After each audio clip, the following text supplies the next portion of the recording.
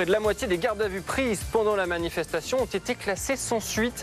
La contrôleure générale des lieux de privation de liberté dénonce un recours massif par les forces de l'ordre à des interpellations et des gardes à vue préventives. Tant qu'il n'y a pas de preuves, on ne peut pas condamner quelqu'un.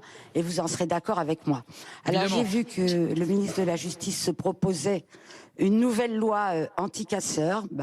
On verra qu'il y a une loi de responsabilité collective. Gérald Darmanin dit que Madame Simoneau excède ses compétences. On n'est pas là pour plaire, hein. On est là pour faire des constats. À partir du moment où on interpelle quelqu'un et où on le place en garde à vue, on l'empêche de poursuivre la manifestation, de manifester.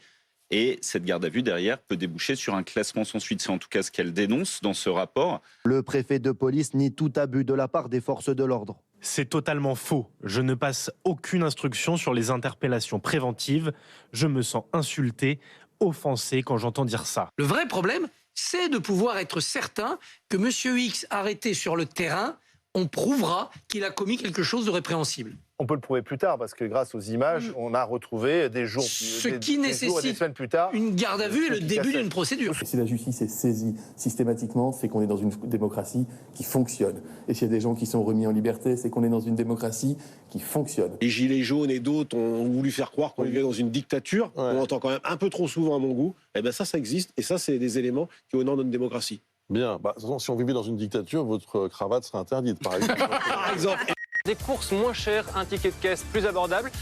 Est-ce que c'est réellement possible? La question est ô combien d'actualité, elle nous concerne tous au quotidien. Entre mars 2022 et mars 2023, le prix de la bouteille a augmenté de 22% en moyenne.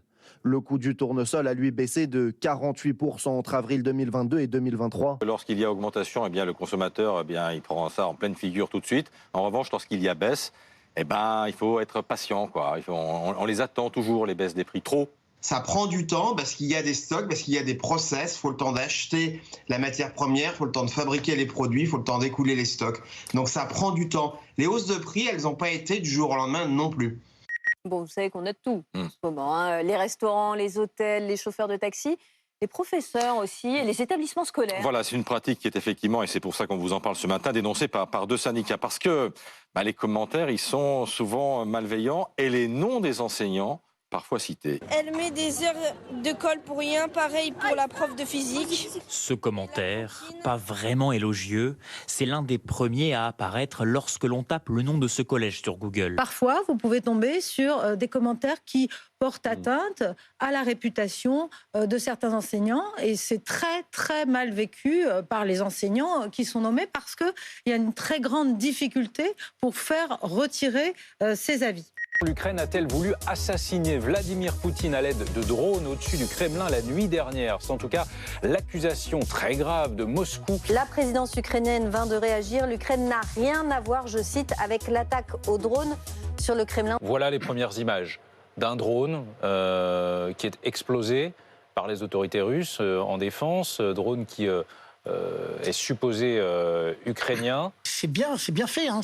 Quand on regarde de près, on voit bien que l'explosion n'est pas de nature à provoquer une destruction de l'édifice. Hein.